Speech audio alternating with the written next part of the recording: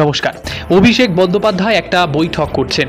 বৈঠকের থেকেও গুরুত্বপূর্ণ দুটো ঘটনা ঘটেছে। কিন্তু এই বৈঠকটা কেন ডাকছেন? আসলে আপনারা জানেন 30% ভোট ব্যাংক তৃণমূল কংগ্রেসের কাছে সব থেকে বেশি গুরুত্বপূর্ণ এই 30% ভোট ব্যাংক, যেটাকে কেন্দ্র করে তারা তাদের নৌকা বইতে বইতে শেষ পর্যন্ত ঘাটে গিয়ে পৌঁছয়, অর্থাৎ বিধানসভা ভোটে জয়ী হয়ে একেবারে মুখ্যমন্ত্রীর পদপ্রার্থী সেই মমতা বন্দ্যোপাধ্যায় তাদের চেয়ারটা কিন্তু ফিরে পান।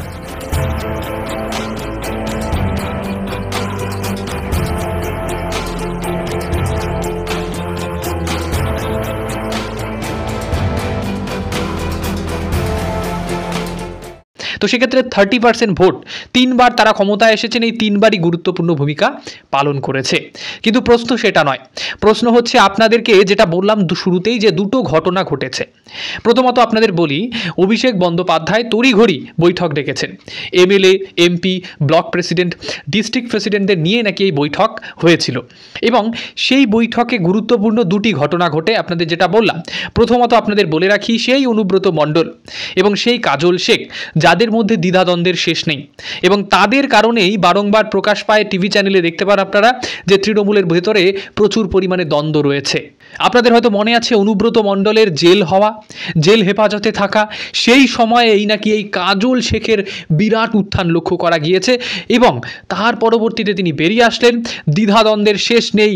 দেখা যাচ্ছে একেবারে অনুব্রত বাবুকে ক্রমশই নিচের দিকে ঠেলে দেওয়া হচ্ছে, তিনি যেন আর বীরভূমের বাঘ নেই। কিন্তু ধীরে ধীরে মমতা বন্দ্যোপাধ্যায় একসময় ঘোষণা করলেন যে এনাকে কনভেনার করা হোক বীরভূম সেই জেলার। তো সেই ক্ষেত্রে তৃণমূল কংগ্রেসে দেখা গেল বীরভূমের বাঘের আবার স্থান তিনি ফিরে পেলেন। কিন্তু আজকের দিনে দাঁড়িয়ে অভিষেক বাবু, যিনি সচরাচর কিন্তু তার আইডিওলজি মমতা বন্দ্যোপাধ্যায়ের সঙ্গে তার মেলে না, কারণ তিনি পুরনোদের থেকেও নতুনদের আগে আনাতে বেশি বিশ্বাসী। যেমনটা তারা প্রতিবার বলে থাকেন যে পুরনো তৃণমূল, নতুন তৃণমূলের ভেতরে দ্বন্দ্ব।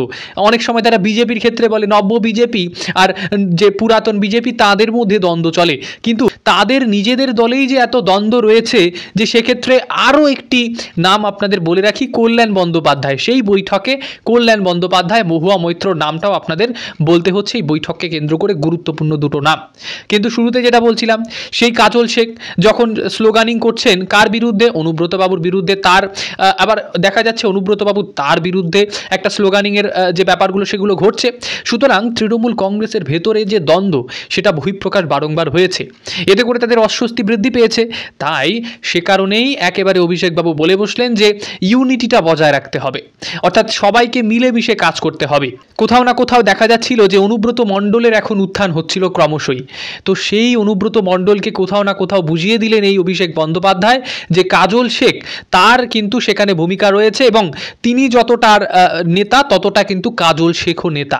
এমনটাই হয়তো অনুব্রত বাবুর একেবারে বলা চলে, যিনি মমতা বন্দ্যোপাধ্যায়ের কাছে ভীষণ প্রিয় এবং আদরের ভাই বলা চলে, সেই অনুব্রত মণ্ডল বীরভূমের বাঘকে আজকের দিনে দাঁড়িয়ে রীতিমতো অভিষেক বন্দ্যোপাধ্যায় বললেন যে ইউনিটি বজায় রাখতে হবে, তাদের মধ্যে মিলেমিশে কাজ করার যে ব্যাপারটা, সেটার অভাব রয়েছে। আর দ্বিতীয়ত যেটা আপনাদের বলছিলাম, যেখানে কি হয়েছে, আসলে কল্যাণ বন্দ্যোপাধ্যায় এবং মহুয়া মৈত্র, এদের মধ্যে যে দ্বন্দ্ব দ্বিধা, সেগুলো তো সকলে দেখেছেন। এই দুজনকে নিয়ে শুরু হয়েছে রাজনৈতিক তরজা। কারণ আপনাদের হয়তো মনে আছে, কল্যাণ বন্দ্যোপাধ্যায়কে একসময় মহুয়া মৈত্র পিগ বলেছিলেন, কোট আনকোট শুকর, এটা কিন্তু বলেছিলেন, এবং সেই ক্ষেত্রে পাল্টা কিন্তু কল্যাণ বন্দ্যোপাধ্যায়ও দিতে কিন্তু ছাড়েননি। সুতরাং এনাদের অনুপস্থিতি কোথাও না কোথাও তৃণমূলের অন্তর্দ্বন্দ্ব কি বহিঃপ্রকাশ করলো? কারণ আপনারা জানেন, অভিষেক বন্দ্যোপাধ্যায় মানেই দলনেতা আজকের দিনে দাঁড়িয়ে। আর দলনেতার ডাকা সেই বৈঠকে সাংসদেরা অনুপস্থিত থাকলেন, যে দুই সাংসদ বলা চলে যে রীতিমতো এসআইআরকে কেন্দ্র করে বৈঠক ডেকেছেন হয়তো।